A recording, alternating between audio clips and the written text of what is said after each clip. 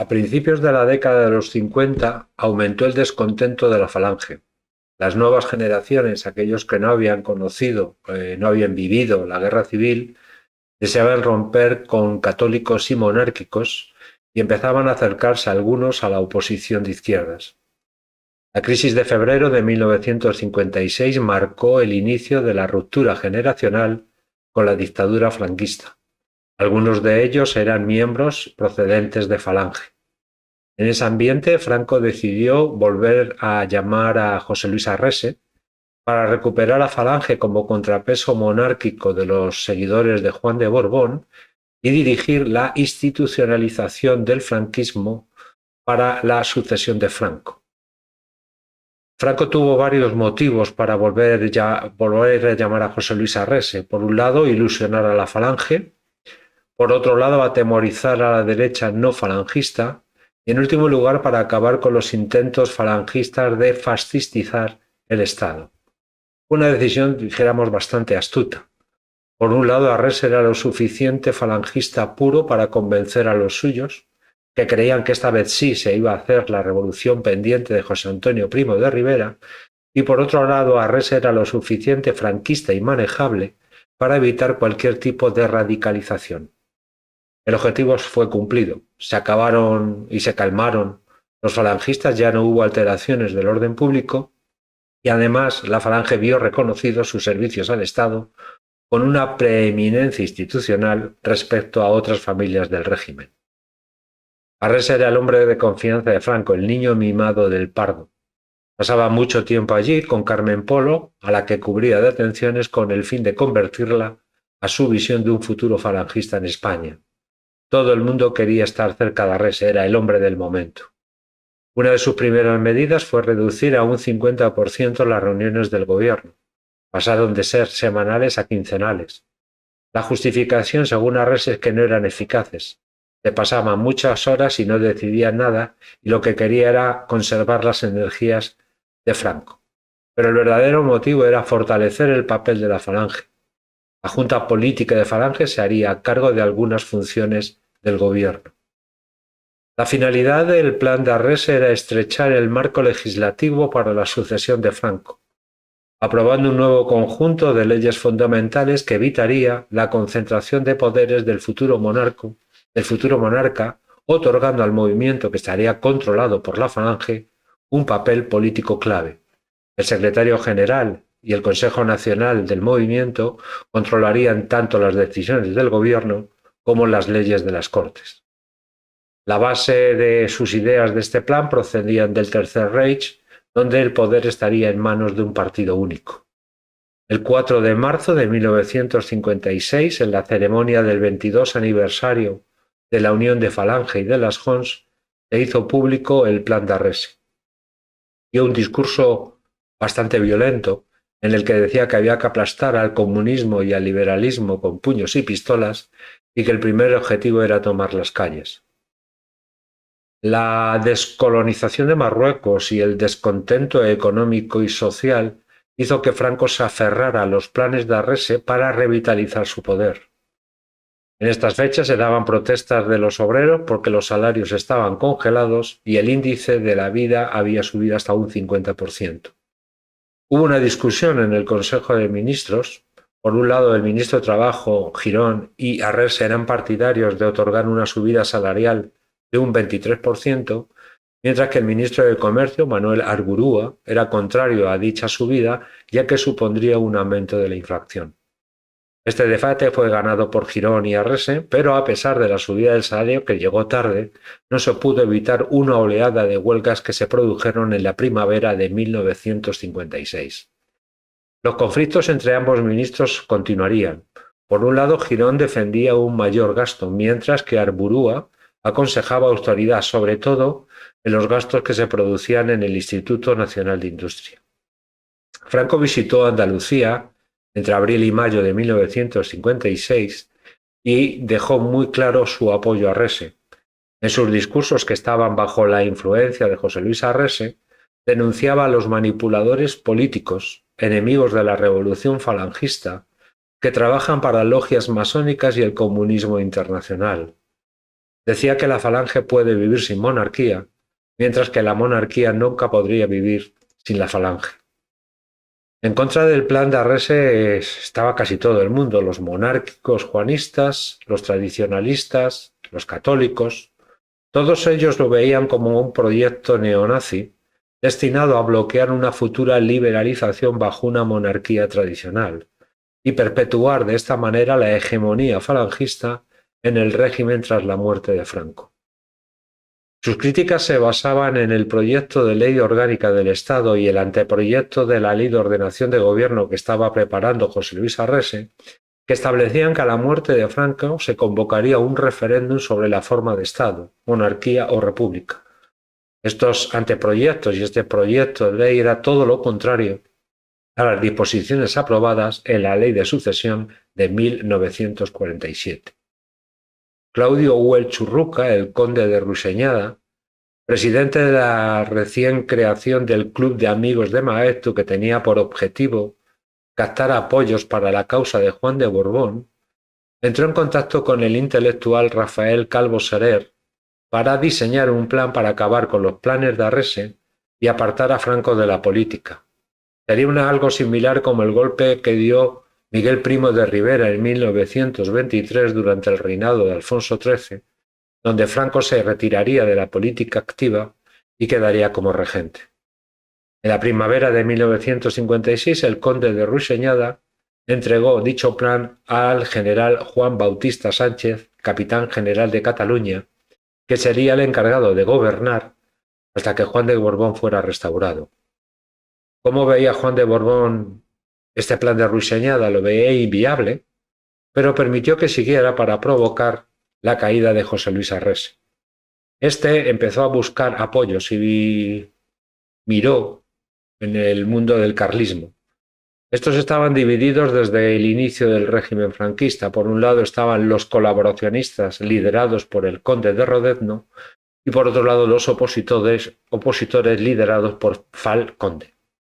Pero en la década de los 50 el carlismo sufrió una nueva división. Por un lado estaban los unionistas enemigos de Falange, entre ellos el ministro de Justicia Iturmendi, y por otro lado los integristas que partían de la colaboración con el franquismo, liderados por José María Valiente y José Luis Zamanillo.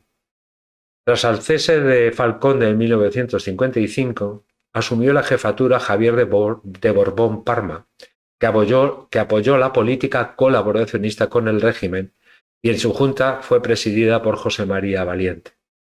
Arrese quiso atraerse a los integristas e incluso les ofreció puestos del gobierno, pero dichas conversaciones terminaron en fracaso. Este fracaso se debió sobre todo a una falta de liderazgo por Javier de Borbón Parma, y en diciembre de 1957, carlistas liderados por José María Arauz se presentaron en Estoril para reconocer a Juan de Borbón como rey, y al año siguiente, en 1958, otro carlista, Mauricio de Sívate, fue expulsado del carlismo y creó un grupo antifranquista e integrista llamado Renace. La arrogancia de Arrese causó una gran alarma dentro de la élite franquista, ya que hablaba de hacer cambios de gobierno, destituyendo al ministro de Asuntos Exteriores, Artajo, y de formar un gobierno totalmente falangista, donde él sería el secretario de la presidencia, puesto que en estos momentos ocupaba Carrero Blanco. También hablaba de hacer enmiendas constitucionales a las leyes fundamentales, de rehabilitar a Manuel Hedilla e incluso de convencer a Franco para que cediera su puesto de jefe de gobierno. Ministros, el presidente de las Cortes, altos mandos del ejército, empresarios y la jerarquía eclesiástica, todos ellos denunciaban los planes de Arrese como un peligro totalitario, no necesario, después de 1945, y además daba una mala imagen internacional.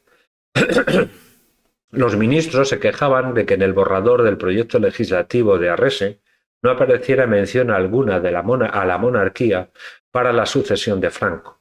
Carrero Blanco sugirió a Franco que España en estos momentos necesitaba de una monarquía tradicional.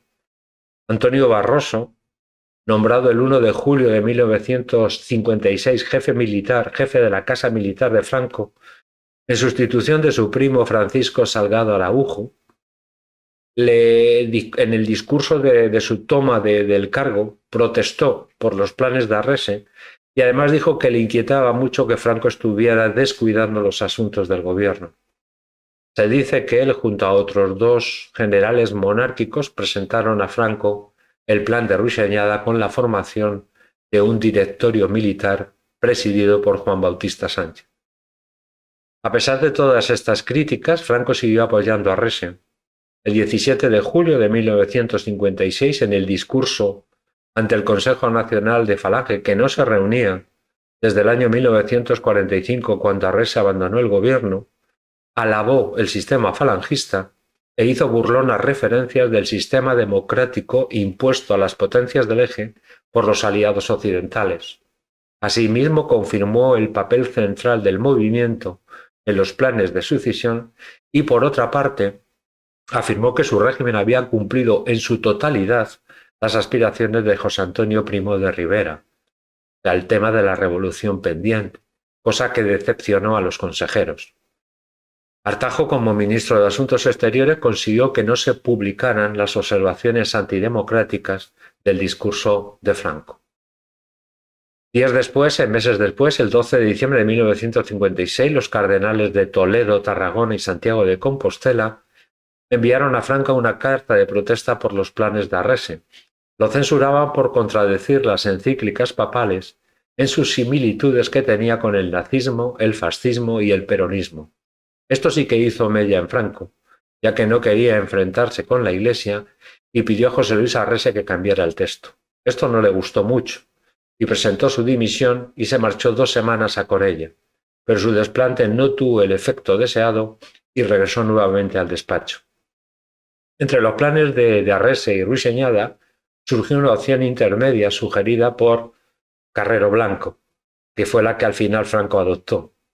Este plan era la creación de una estructura legislativa destinada a que un monarca autoritario garantizara la continuidad del franquismo tras la muerte de Franco. A finales de 1956, Carrero pidió a su consejero político Laureano López Rodó la organización de un secretariado técnico de la presidencia para que preparara una reforma administrativa destinada a afrontar los problemas técnicos de la economía moderna. El fracaso del plan de Arrese no detuvo el plan de Ruiz-Añada, pero Franco estuvo totalmente informado sobre la conducta de Juan Bautista Sánchez, que si no asistía a las fiestas del régimen, que si alardeaba de monarquismo e incluso insinuaron que Juan Bautista Sánchez era masón. En diciembre de 1956, Ruiz-Añada organizó una cacería en su finca El Alamín, a la que fue invitado Juan Bautista Sánchez, entre otros procuradores en Cortes. Lo que hizo Franco fue convocar un pleno para ese mismo día y chafó la cacería, ya que la asistencia era obligatoria a todos los procuradores a dicho pleno. En esas fechas Barcelona estaba revuelto. El 9 de enero de 1957 se produjo una nueva subida del precio del transporte público en Barcelona y el PSUC convocó un boicot para el día 14 que los estudiantes apoyaron. Al día siguiente los estudiantes arrojaron por la ventana del rectorado los retratos de Franco y de José Antonio Primo de Rivera. Dimitieron todos los cargos de la universidad excepto el vicerrector García Valdecasas. El día 17 de enero la ciudad de Barcelona estaba paralizada, llena de octovillas y de alborotos estudiantiles, pero lo que más facilitó la paralización de la ciudad fue la gran nevada que cayó. La respuesta del gobernador civil, Felipe Acedo Colunga, fue usar la violencia para desalojar la universidad. Juan Bautista Sánchez se mostró crítico y aconsejó precaución. De hecho, mantuvo a sus tropas en los cuarteles. Por ello fue criticado y se consideró que apoyaba con esta actitud a los huelguistas. Por Madrid, entre el círculo monárquico, había rumores de que se estaba preparando un golpe de Estado en Barcelona para restaurar a Juan de Borbón. Pero Franco estaba tranquilo, porque todas las conversaciones de los partidarios de Juan de Borbón con Portugal estaban siendo grabadas por el Servicio de Seguridad. Sin embargo, envió 2 regimientos de la Legión para unirse a unas maniobras que se estaban realizando en Cataluña supervisadas por Juan Bautista Sánchez. El teniente coronel al mando de dichas unidades le informó al general que solo obedecería órdenes de Franco. También viajó a Barcelona el ministro del Ejército, Muñoz Grandes, y mantuvo una reunión con Juan Bautista Sánchez en el cual le quería decir que iba a ser relevado de su cargo. Al día siguiente, el 29 de enero de 1957, Juan Bautista murió en su habitación del hotel. Se desataron rumores de que había sido asesinado, pero lo más probable es que sufrió un infarto de corazón, porque Juan Bautista llevaba desde hacía bastante tiempo muy delicado en su estado de salud.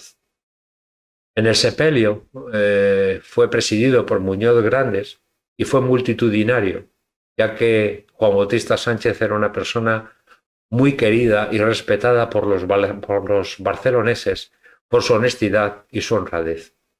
Al mismo tiempo, Arrés estaba siendo vigilado por la policía porque había habido bastantes manifestaciones falangistas a su favor. En febrero de 1957, Arrés se dimitió, viendo que Franco daba largas a sus planes y los modificaba en clave moderada. Con su caída, la Falange perdió influencia política, pero esto no significa que fueran eliminados, ya que siguieron conservando la parcela del mundo laboral en el gobierno.